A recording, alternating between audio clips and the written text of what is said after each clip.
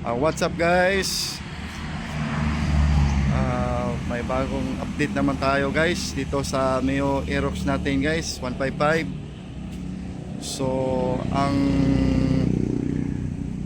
binago ko lang dito guys yung gulong, yung nasa harapan guys, bali nilagay ko doon sa likod yung 110 by 80 14.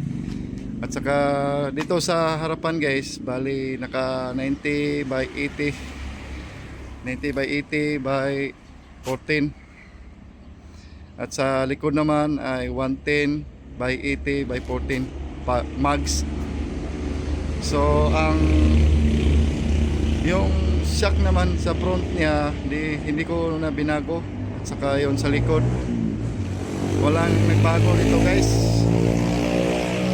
Ito lang gulong binago ko dito guys, kasi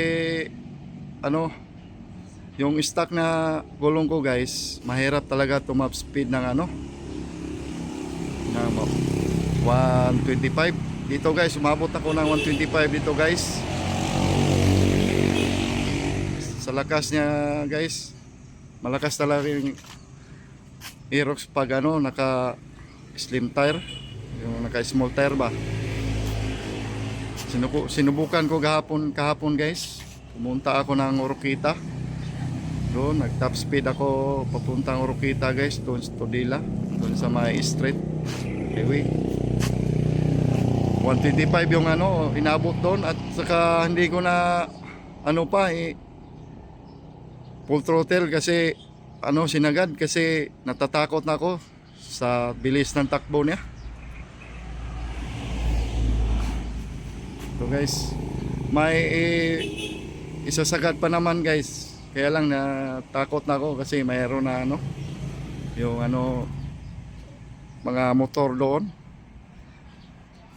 Kaya yun guys, yung nasubukan ko na dito guys, malakas yung humatak pag naka small tires. Dati kasi yung stock gulong ko umabot lang yun ng 114 ba yun? O 114 lang yun na inabot noon guys. Ang bagal.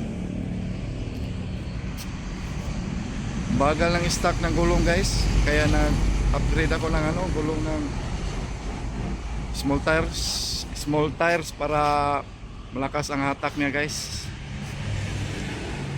Kaya subukan nyo rin guys sa inyo para masubukan nyo. Ang gaan-gaan niya dalhin guys. Sa sa bankingan naman guys, walang problema. Kailang kunting ingat din lang pagdating